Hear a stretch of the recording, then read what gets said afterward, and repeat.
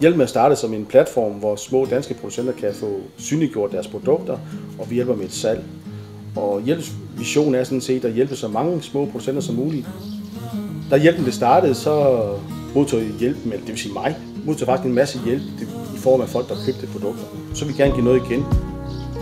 Den første, jeg tog kontakt til, det var min honningmand Johan, som leverer bier til mig hvert år som min frugtterkald i Vistød. Og honning det er svært at sælge til den rigtige pris, så den opgave den påtog vi os. Og det vil sige, at Johan sælger noget honning i dag direkte til forbrugeren, og det er godt for ham. Tom ude fra fængslet, det er fordi, at jeg synes jo godt, man kan gøre et godt stykke socialt arbejde.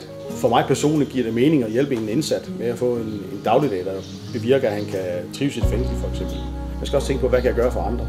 Og der faldt Tom i kategorien, og så har det selvfølgelig også nogle rigtig lækre produkter lavet af danske råvarer og danske bær. Så jeg synes, det var helt oplagt, at vi skal selvfølgelig sælge deres produkter.